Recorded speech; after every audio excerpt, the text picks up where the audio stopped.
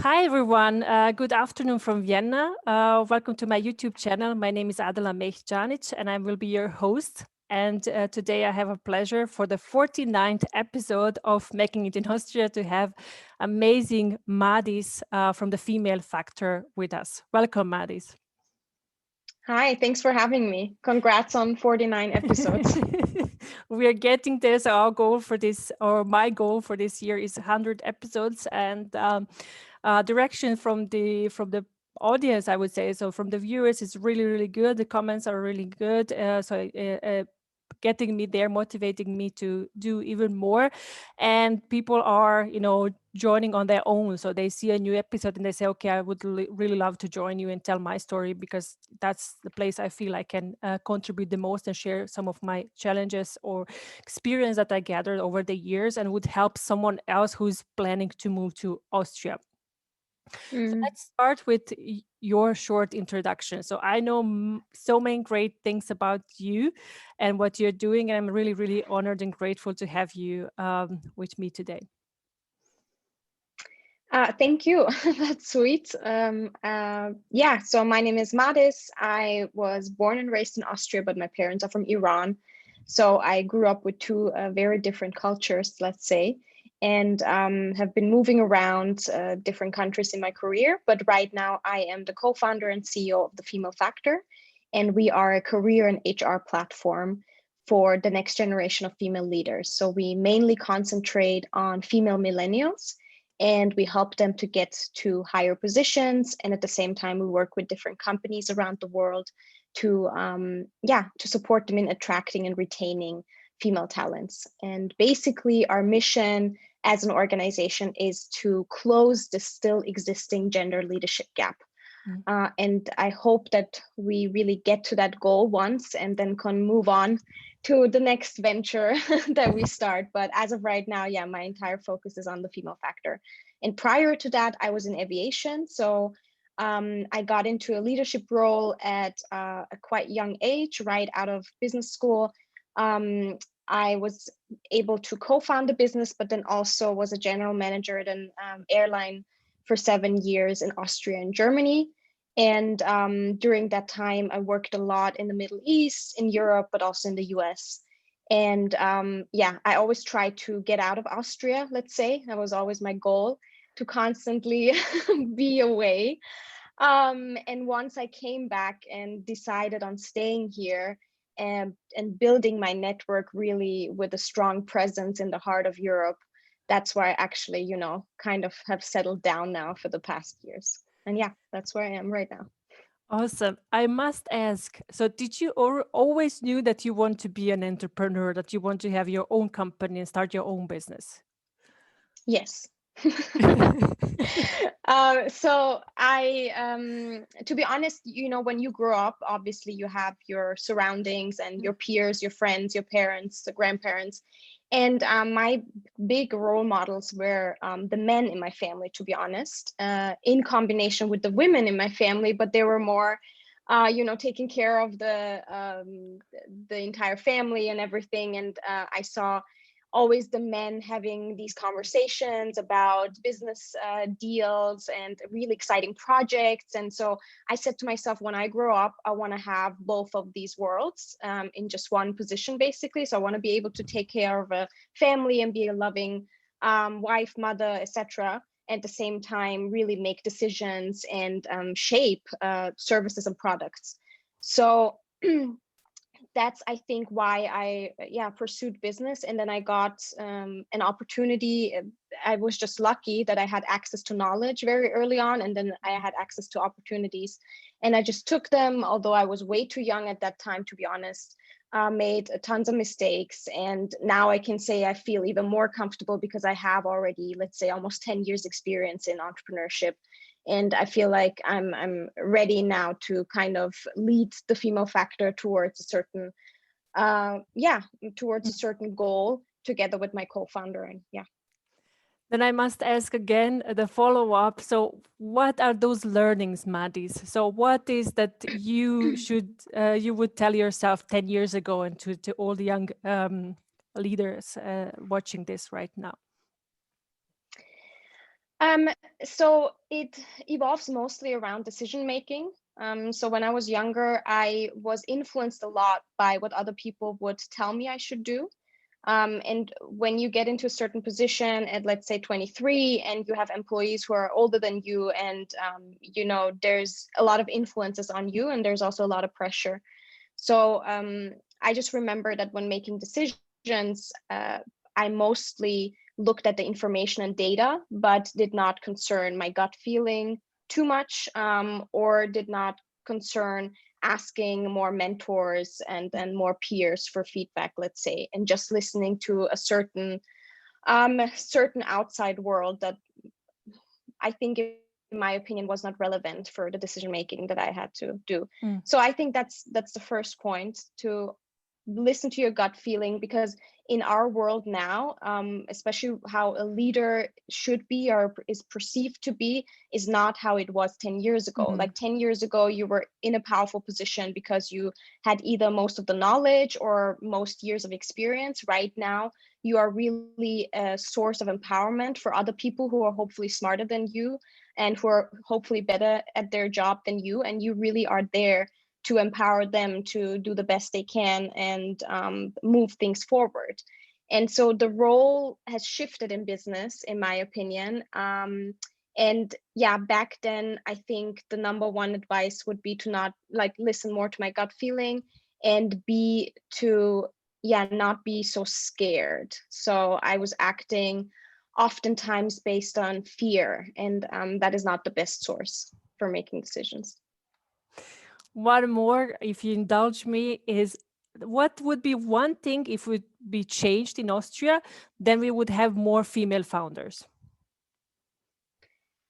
If there would be Um, one thing that you could say, like, okay, that one. One thing to have more female entrepreneurs. Mm, I think for the institutions and people in power who are giving funds and giving money, and giving access to certain, connections and opportunities, for those to get out of their bubble and see the potential that lies in women, especially young women. Mm. Mm. All the girls want is funds, right? Instead of, fun, Yeah, we exactly. want funds. Girls just want to have fun. Yeah. Thank you, Mahdis. I have to say, you recently hosted a very, very huge, powerful conference, global Limitless Conference, right? 1,500 participants, 105 speakers, 75 countries, if I remember correct. So tell us a little bit about that. So how did you came to this idea, uniting the whole world, and how was it to execute it during the corona? Was it Zoom all day long and night and weekends? Yeah, it was crazy. I honestly never thought that we would be able to pull this off, as such a young organization, A, and B, with such a small team, because we're only 30 people. And so the reason behind the Limitless Conference is, as the word already says, we want to provide limitless opportunities, and that's what we believe in. And we believe that basically we can help each other by making those introductions and making connections, and that can very much open up career opportunities that we might not think about.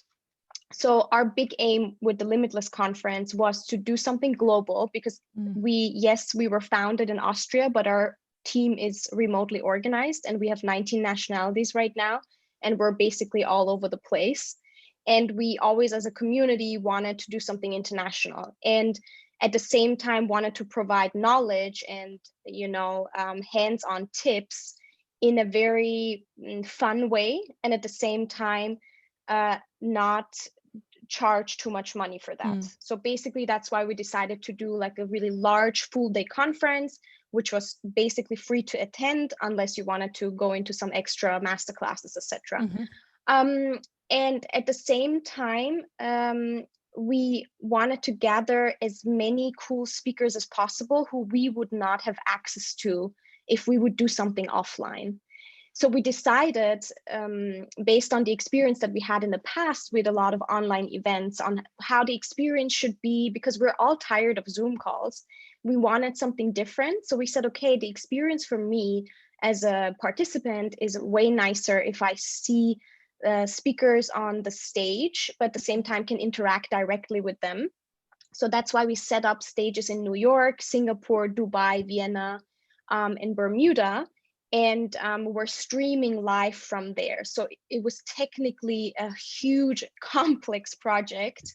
And I'm really, really proud of our team who worked tirelessly on this. And we actually made it happen without any technical hiccups, which was the number one, concern that we had.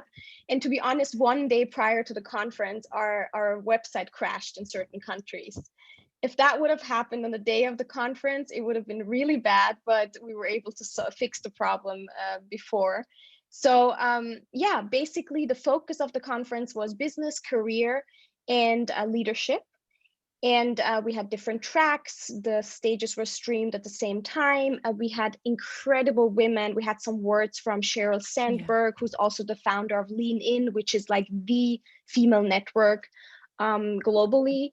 And we also had Dame Stephanie Shirley, who is an iconic IT pioneer, made so many women millionaires, and really introduced work from home in the 60s already. And yeah, we had also leaders from, I think, almost 100 female networks participate, which was quite exciting. And so we want to continue that for sure, to continue the conversation and see what kind of impact we can have together, basically. So there will be a follow-up. So there will be another one conference, I would say. Yeah, so we do this on a yearly basis, always around other topics. But yeah, there will always be the Limitless Conference in different ways. Let's see how it is next year. I'm a big fan of this digital world. I have always been, and then the last year with the Corona, because it's limitless. There's like so many opportunities. Joining a conference with top-notch speakers from a corner of my room. It was before, when I was working, it was just for a limited number of people in the company, just the executive C-suite, and that's it. They are allowed to travel, for instance, to Barcelona for the Mobile World Congress, which is important in my my industry, and that's it. If you're lucky, if you're lucky, then you sometimes, in the years that are coming, you have to prove yourself to get there, to get the grasp and knowledge and meet the people, have the net, and expand your network. So that's one of the reasons I'm out with you with the Zoom. Everybody's being tired of the online world, but one thing that I have seen that was tremendous for me, for my mission 1000 Women, and all other activities that I have done, was the world was open, so there were no boundaries whatsoever. Absolutely. And I mean, the future is certainly going to be a hybrid model. So we did see through the different, we've done, I think, 40 online events last year. So we've seen that, yes, in terms of, reaching for the sky and connecting people globally, it is the best format. And also at the same time, it's very good for the environment because you're not flying people around. Yeah. Exactly. Yes, but at the same time, we saw that when it comes to certain trust building relationships and some more quality time, you do need some sort of physical gathering at the same time. So that's, I think, the future, to have multiple smaller gatherings maybe, and then a large digital version of it. I would definitely be part of that. Mahdis, we already talked a little bit about networking. So because this all has networking touch, and you said yourself. So how do you approach building up a network? So you traveled the world, you have a very exciting career behind you, you have so many opportunities ahead of you. So how do you do that? So how do you build a network? So I am a quite extrovert person. So for me, it's not difficult, whether it's in a physical environment or whether it's online, to just approach someone, because I'm very curious about people. So I love just, asking you how you got where you are, or what you do, or etc.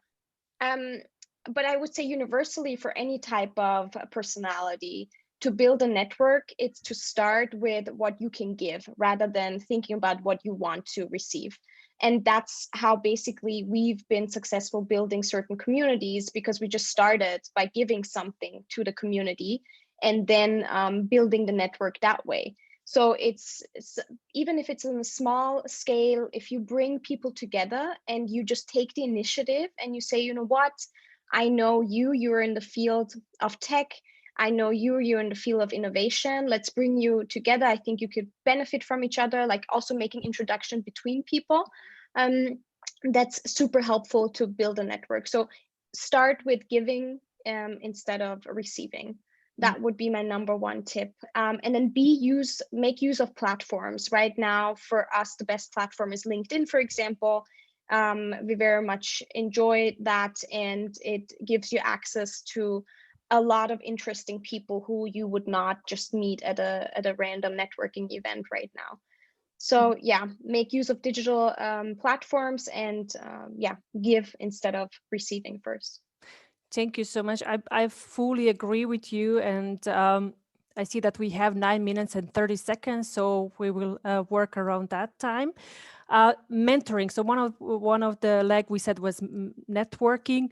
How about mentoring? Because mentoring is a very, very powerful tool. It's been for me for my career once I discovered that. So then I realized, okay, I got this. And so for you, for the female factor, so it's a very, very important part. So how do you approach that, and how did you discover mentoring for yourself? So I discovered mentoring for myself, I think around 6 years ago, when I approached my mentor, who's still my mentor, by the way. And I have several different Mm, mentors, but she's been with me for quite some time. Um, and what I've seen is that you can have a business coach who one-on-one works with you on certain topics. Um, but you should also have different mentors who are not necessarily in your industry, who can also be in a different industry, but are at some point where you would like to be. And it's just great to have that exchange. And there's several studies that show that a mentor can have a significant impact on your career, also on your confidence, and can just be a great sparring partner. So we very much believe in the effects of mentoring, and that's why we also at the Female Factor have a global mentoring program. mm, At the same time, I do have to say, especially women are often over mentored. At mm, some point, you've received enough mentoring, enough training, then it's about doors that need to be opened for you. Then it's about creating opportunities. And that's the point where you need a sponsor.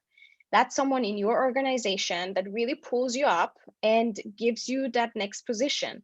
And that's something that I'm also fighting for, to not only have these mentors, but also really sponsors who actually open doors for you and stand behind you and vouch for you and are your number one fan, basically. mm, mm. It's like you have had a chat with my husband, because Why? I've done so many I've been a mentee for so many years. I've been in so many coaching program, business leadership programs, and he said, like, now it's enough. Now it's your time to execute. I cannot have you again, in one more coaching program to learn this. You have to get out and do things. It's just, as you said, over mentored, over coached, where you feel like, I know so much, but now I don't know anything. It feels like everything is like a big soup cooked. So yeah, I fully agree with you. So thank you for a reminder for all of us here. Um, Maddis, since this is a channel for people who are considering to move to Austria, so most of them are, watching this and looking for a job. So they want to move here alone with the family. Some of them, they have a job, some of them don't. So from your experience, so because you have a vast network and you talk to people, so what would be the things that would help them the most, to have that smooth transition coming from, let's say, from Bosnia or from Iran or from the US, landing in Vienna, and then what's next? So I would say Austria in and especially because we work with a lot of companies and you know, refer talents to them, obviously. What I've seen is that when we have expats or when we have people coming from abroad, German is still an issue. And a lot of companies require German skills, even if it's not at a super fluent level, but at least you know, you should be able to understand the language. And that's the number one hurdle for a lot of people coming here, because to be honest, German is not an easy language. I mean, I don't know about you, but I don't think it's the easiest to learn with all the grammar. And so it is for sure investing time in learning German, even beforehand, even before entering Austria. However, I would say compared to like 10 years ago or even 5 years ago, there's a lot of job opportunities opening, especially in Vienna, where German is not necessarily the you know, day-to-day business language, and you very much work in English, but are based here. So it is a it is definitely possible, and we see this happening more often, and we see a lot of, you know, global players and also smaller companies and startups who work entirely in English, let's say. Mm. And then the second point would be to, as in every other country, understand the culture, understand the mentality of people, and yeah, make friends and join different networks and communities. And yeah, it's basically what I had to do also when I, you know, worked in the US or anywhere else.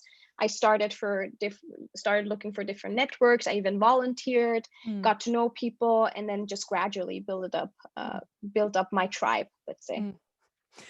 Regarding German language, I learned it here. So when we came here, and you know, one thing when we were in Germany, so because we had a business in Germany as well, and one of the colleagues said, "Ah, you speak Austrian German." So that's my that's my level, that's my accent. And he said, "How? You just been there for 6 months and you already picked up the accent." So that's my level of German, but it got me where I am, and it served me very well. And one of the things that with the language for me crucial was to make mistakes. Just go out and talk to people Mm, in the company as well, you know, and not to go to English immediately. So when it's like, okay, I'm stuck, let's move to English, but to try to, you know, find, you know, with the, you know, hands and gestures to explain. And that really helped me. And just go with, you know, say, I'm making mistakes and I'm pretty okay with it, because, you know, that's life. That's the fastest how we can learn. Um, totally. Maddis, before we close up for this wonderful talk, I would like to ask you what you're reading or what you're listening. You know, podcasts are a big thing nowadays.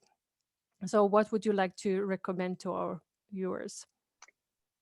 What I'm reading right now, I still haven't finished it. Hmm. It's a shame. Is A Promised Land by Barack Obama, Hmm. because It's I a was in book. the US. Yeah, I was in the US when Trump got elected, and it was really crucial time for me. So now reading the behind the scenes from Obama's view is quite interesting for me, and I'm almost finished. But in terms of recommendations, I recently finished a book, and I can show it to you. It's called Invisible Women, Cool. and it deals with data biases. And it's something that I always look into again in terms of studies, and it's very relevant. It was published, I think, 2 years ago, right around when we started the Female Factor, and it just, you know, shows so much of the biases that still unfortunately exist in technology when it comes to gender. And yeah, I would recommend everyone reading that. And in terms of like business or life book, I recommend How to Win Friends and Influence People. That was a quite interesting read, and has impacted my view on things a lot. It's the first book that I got from. I have a second family in the Netherlands, so and that was the first book that I got from Arnoud, and it's been there with. So it's traveled with me everywhere. I have it for 15 years. It's as a pocket book, and it's marked in all colors. You know, it's like, okay, I'm going back again. Okay, I should be green or red or whatever. So I'm always coming back and recommend to my mentees as well. So it's a powerful book, and also shows that things. We are humans, and we like to be approached as humans, discovering people behind the titles and positions. Absolutely. Mahdis, thank you so much for taking the time. Thank you. It's Friday afternoon, and I wish you a wonderful weekend and lots and lots of success with the female factor. And I hope we catch up in real life very soon. Absolutely. Thank you so much. Thank you. Have a wonderful day. Bye. Thank you, everyone, for watching.